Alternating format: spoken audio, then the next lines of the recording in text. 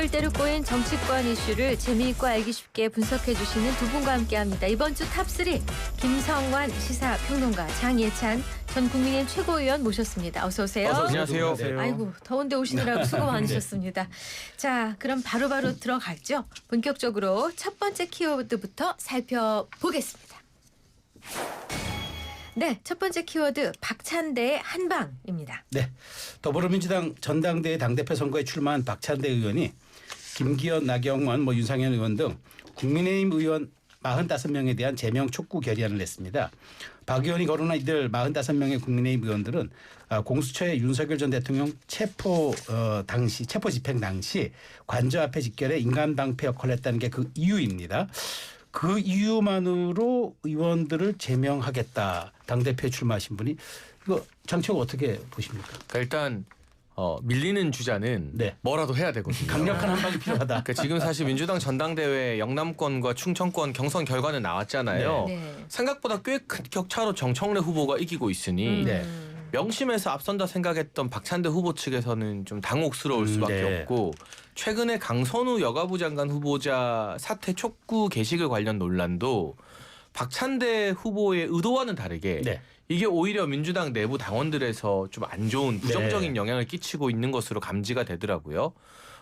그렇기 때문에 뭐라도 해서 강성 당원들 또 열혈 팬덤 개딸이라 불리는 분들의 마음을 사로잡기 위한 강수이긴 한데 지금 이게 과연 먹힐까? 아니 정청래 의원은 그러면 이 45명 제명 안 하자고 하겠습니까? 정청래 의원이 나도 결의안 찬성한다 해버리면 그냥 끝나버리는 거라 가지고 현 시점에서 전당대회 구도가 뒤집힐 만한 큰 한방인지는 모르겠고요. 다만 집권 여당의 당대표는 야당과 싸우기도 하지만 협의도 해야 되거든요.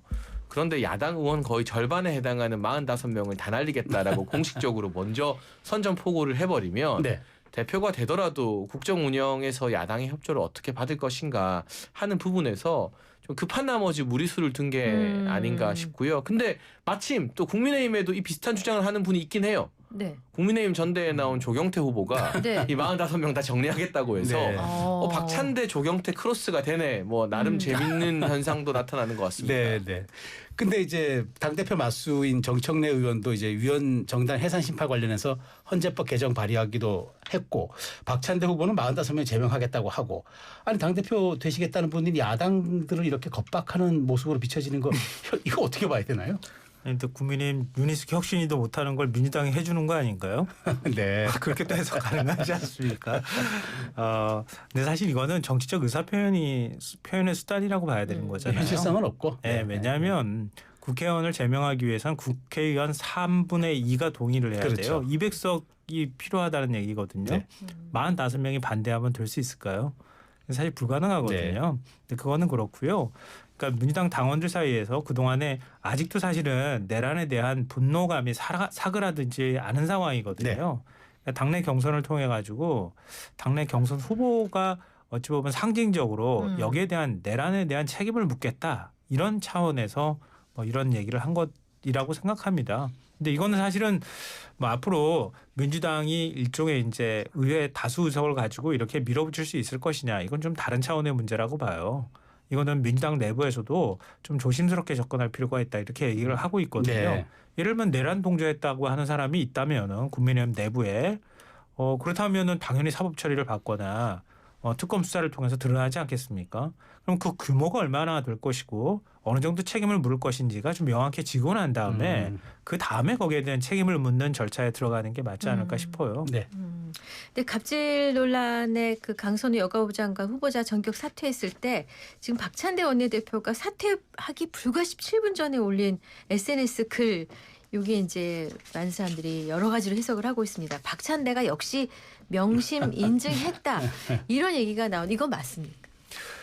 박찬대 캠프에서도 모르는 것 같던데요. 제가 볼 때 캠프에 계시는 분을 어제 봤는데 거기서도 이게 무슨 일종의 대통령실하고 교감을 통해 가지고 이런 주장을 했다고 생각하지는 않는 것 같더라고요. 그러니까 첫 번째 답변 나오는 게 이전부터 계속 요구해 왔다. 이전부터 강선우 후보자에 대한 여론이 이렇게 안 좋다라는 것들을 계속 지속적으로 의견을 전달해 왔다. 그리고 공교롭게도 17분 전에, 그러니까 자진 사퇴 의사 표명을 하기 전에 그 자진 사퇴를 요구하는 걸 공개적으로 이제 얘기했을 뿐이다 이렇게 얘기는 하고 있는데요. 일단 뭐 일종의 선거 기간이잖아요 지금. 그 기간에서 박찬대 후보가 조금 좀 열세에 있었던 건 사실이거든요. 그 동안에 이제 지역 선거 결과는 그랬으니까. 근데 그 동안에 두 지역에서 투표 결과 나왔던 것보다 더 많은 표가 지금 남아 있는 상황이거든요. 그렇죠. 이런 상황에서 이재명 대통령하고 내가 좀 더 가까워요. 이런 경쟁이라기보다는 일종의 여당에서 대통령한테 진짜 시중 여론이 어떻게 되는지를 전달해주는 역할을 하는 게 필요하다. 네. 특히 수도권 같은 경우에는 그런 이제 주장에 좀 더 반응할 가능성이 있거든요. 네. 그런 면에서는 이번에 일종의 뭐 명심 인증이든 아닌지는 모르겠지만 이번에 페이스북을 글 올린 게 남아 있는 그 투표 결과에 상당 부분 영향을 미칠 수밖에 없다라고 봅니다. 근데 정최고 그 사실 좀 미묘해요. 17분 사이에 두고 그 사퇴해야 된다와 그다음에 사퇴하겠다. 이게 뭔가 보이지 않는 손이 막후에서 조절했을 가능성도 배제할 수 없다는 얘기가 있어요. 그러니까 저의 정치적 상상력을 발휘해 네네, 보면 해보세요. 그냥 알고 쓴 거죠. 사퇴하는 네. 쪽으로 대통령실 기류가 정해졌다더라. 네. 오늘 중에 사퇴 입장 나올 것 같다더라. 네. 그러니까 알고 쓴 거라고 추측하는 기자들과 정치권 전문가들이 꽤 많잖아요. 네네, 그렇죠. 왜냐하면 타이밍이 너무나 공교롭기 때문이고. 그런데 사실 소신이라는 것은 그리고 우리 평론가님 말씀처럼 박찬대 후보가 내가 시중 여론 잘 전달한다라고 어필하려고 했으면 적어도 하루 이틀 전에는 이런 메시지가 나왔어야 되는데 이게 뭐 한 2시간 뭐 반나절 전도 아니고 바로 17분 네. 전이니까 이거 알고 결국 내가 대통령실 정보 먼저 받았다라는 거 어필하려고 나온 거 아니냐.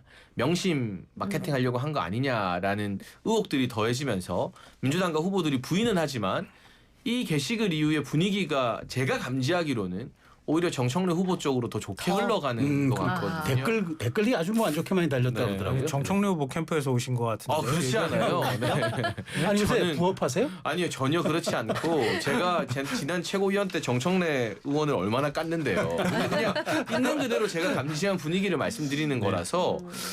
그리고 민주당 당원들이나 핵심 지지층 사이에서 강선우 의원이 막상 물러나니까 좀 미안한 감정, 동정심 이런 것들이 생기잖아요. 그러니까 그 부분을 정청래 후보가 잘 공략한 것 같고 박찬대 의원은 나름으로서는 승부수를 던진 건데 그 타이밍이 조금 늦었다.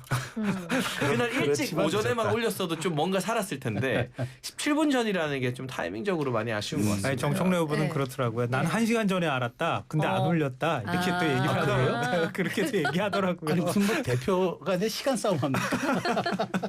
근데 이제 충청하고 영남 지역 경선까지 했는데 앞서도 뭐 언급이 됐습니다만 정 후보가 박 후보보다 거의 2배 정도 더 많은 지지율을 얻고 있습니다. 이번 그 강선우 자진 사퇴 주장이 이 남은 후보 경선에서 지지율을 어떻게 바꿀 것인가. 지금 흘러가는 거 보니까는 오히려 이 박찬대 후보한테 그렇게 득이 아닌 것 같다는 생각들이 들거든요. 정청래 후보 캠프 쪽에 인사는 저렇게 얘기하실 수 있을 것 같은데요. 반대쪽에서 보면은 네. 남아있는 경선을 보면 수도권에서는 좀 더 박찬대 후보 쪽에 좀 유리한 반응들이 나올 수도 있을 것 같아요. 뭐 사실 결과를 예상하기는 매우 어렵고요. 그런데 이제 그 이재명 정부 출범하고 난 다음에 한 2달 정도도 안 됐잖아요. 지금 그 기간 동안에 빨리 이제 내각을 구성하고 일종의 개각 작업을 하는 거거든요. 근데 그 과정에서 지금 잡음이 일부 나오고 있는 거고요. 근데 이재명 대통령이 그걸 모든 것들을 다 컨트롤하기는 쉽지 않은 상황이에요. 그러면 민주당에서 역할을 해줘야 되거든요. 네. 근데 저는 이번에 민주당 지도부가 제 역할을 좀 못했다고 생각해요. 국민 눈높이 얘기하고 국민들의 가감없는 여론들을 전하는 것, 이게 매우 중요한 일이거든요. 네. 그런 면에서 강선우 후보자를 끝까지 보호하려고만 했다. 좀 일종의 여론을 거슬러 올라가는 걸 했다고도 볼 수 있거든요.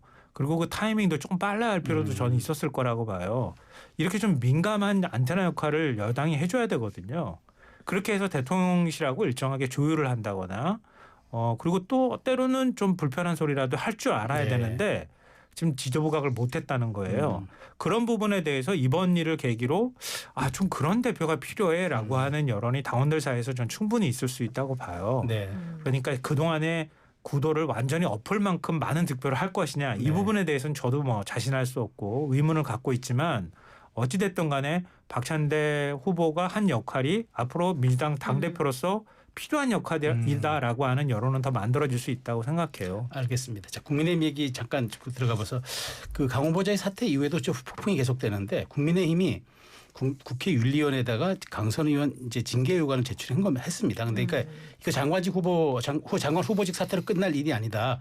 의원직 사퇴까지 해야 한다는 입장인데 이거 과합니까? 아니면은 지금 한번 해볼 만한 카드라고 생각합니까? 지적은 할 수 있죠. 그리고 이런 정치적 공세는 야당 입장에서 계속 할 수밖에 없고 입장을 바꿔서 국민의힘에서 갑질 터지면 민주당이 가만히 있었을까요? 아마 윤리위 제소할 거예요. 네. 지금도 뭐 45명 제명하겠다고 덤비는 판에. 네. 그런데 국회에서 의원직이 제명되기가 거의 불가능에 가깝습니다. 그렇죠. 윤리위원회에서 외부의 위원들이 제명하라고 결정을 내려도 최종 결정은 국회의원들이 투표로 하는 자기들끼리. 거니까. 근데 그게 거의 3대3 동수였어요. 지난 국회에서는. 그래서 네. 김남국 전 의원 같은 경우 현직 대통령실 비서관이죠. 코인 논란으로 국회 윤리특위의 전문가들이 제명하라고 했어요. 네. 그런데 민주당 출신의 소속 윤리위원 3명이 반대하니까 3대3 나와서 동수로 제명안이 부결됐거든요. 그러니까 마찬가지일 겁니다. 결국 정치적 제스처이고 공세이지 실질적으로 국회의원을 제명시킬 기능이 거의 살아있지 않다. 그래서 저는 과거 김남국 의원 때나 강선우 의원 때나 또 민주당에서 국민의힘 의원들 막 제명하고 할 때나 이 제명 결정을 국회의원들이 빠져야 된다. 그러니까 외부에 네. 추천받은 전문가들이 제명하라고 하면 제명하고 말라고 하면 많은 쪽으로 가야지 의원들이 끼어들면 결국 자기 당 감싸기로 갈 수밖에 없어서 실효성이 없어진다. 그 제도 개선을 고민해야 되는데 아마 국회의원들이 기득권 지키기에는 여야 한 몸이기 때문에 안 하겠죠. 네. 자, 그런가 하면 홍준표 전 시장이 여의도 정치판에 보좌관한테 행패 부리고 갑질하는 의원이 어디 강선우 한 사람뿐이겠는가. 당직자를 이유 없이 발로 걷어차고 폭행해 스스로 탈당했다가 조용해지니까 슬그머니 재입당한 의원은 없었던가. 이렇게 글을 올렸는데 이 송원석 비대위원장을 직격한 거죠. 그렇죠. 네, 네. 맞습니다. 뭐 이거 유명한 사건이기도 한데요. 네. 송원석 지금 비대위원장이 그 서울시장 보궐선거 때 네. 그때 그 개표 상황을 보러 네. 회의실로 들어갈 때 네. 그때 자기 자리 없다고 네. 국민의힘 사무처 직원을 발로 막 차고 네. 욕설하고 그래가지고 문제가 많이 됐잖아요. 그래서 국민의힘 사무처 직원들이 이거 공개 사과하고 출당 조치 시켜야 된다 그랬어요. 네. 어허. 그래서 사실 탈당 잠깐 탈당했죠. 몇 달 네. 탈당했다가 다시 복당했어요. 아. 그러니까 잠깐 하는 척하고 만 거죠, 사실. 저는 그 당직자 개인적으로 잘 알아요. 네, 그래서 저는 그런 거예요. 강선우 의원만 갑질하고 있습니까? 이렇게 물어보면 저도 의원 얘기 여러 명 들었거든요. 이번 네. 기회에. 예. 갑질한 의원들 다 골라내라고 하면은 정말 많을 것 같아요. 그러니까 갑질의 정도를 어디까지냐라고 규정하기가 굉장히 어려워서 그런 거지. 2023년도에 국회 사무처가 그 인권 실태를 조사한 적이 있어요. 네. 외부 기관하고. 네. 그때 한 절반 이상이 뭐 성희롱이라든가 차별당했다고 그때 응답을 했어요. 네. 그리고 64%가량이 그럼에도 불구하고 내가 문제 제기를 못했다고. 그러니까 사무처 직원이나 아니면 보좌관들이 그렇게 답변했단 말이에요.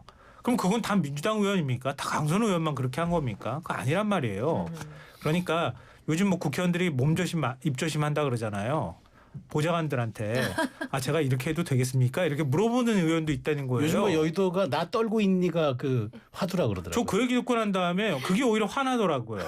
평상시 갑질하다가 내가 이렇게 하면 갑질이라고 할 거야 안 할 거야 이렇게 물어보는 거잖아요. 갑질도 허락받고 하나. 그러니까 그래서 이건 다 국회의원들이 반성하고 되돌아봐야 될 부분이다. 네. 그러니까 민주당한테 막 손가락질하면서 사퇴하라 이렇게 욕하면 그 손가락질이 자기한테도 돌아올 수 있다는 걸 좀 기억하고 제도적으로 막을 수 있는 방법이 있는지 국회의원들이 스스로 언행도 조심하고 막을 제도적 방법이 있으면 또 한번 고민하는 계기가 됐으면 좋겠어요. 홍준표 전 시장이 이런 글까지 올리는 거 보니까 정말 다시는 영원히 안녕 이런 의미인가요? 그러니까 홍준표 전 시장은 정치 재개는 이미 한 거나 다름없죠. 정치 메시지를 계속 내니까. 네. 네. 다만 지금의 국민의힘 틀 안에서는 안 하겠다. 그러니까 보수가 정계 재편되기를 바라는 시점이라고 봐야 되고 근데 송원석 비대위원장은 그 당시에 사과하고 당사자에게 반성하고 탈당을 하는 조치까지 네, 했죠. 취했습니다. 그러면 뭐 몇 년 전 일을 민주당이 또 끄집어 와서 반격을 하려면 민주당에서도 같은 논평을 냈는데 강선우 의원도 당사자에게 사과하고 입장문에선 그게 빠져 있거든요. 피해 당사자에 대한 그렇죠. 사과가. 빠져 있죠. 네. 그리고 어느 정도 탈당하고 돌아와서 자숙하는 비슷한 모습 정도는 취해야 물타기라도 할 수 있는 균형이 맞는다. 그것도 아니잖아요. 근데 저는 여야 동일한 비슷한 잘못이 있겠죠. 다만 이번 강선우 논란을 통해서 국회의원들이 몸조심하고 보좌관들을 좀 인격적으로 대우하게 됐다면 그게 우리 사회에 그래도 긍정적인 영향을 낳았다고 평가하고 싶습니다. 알겠습니다.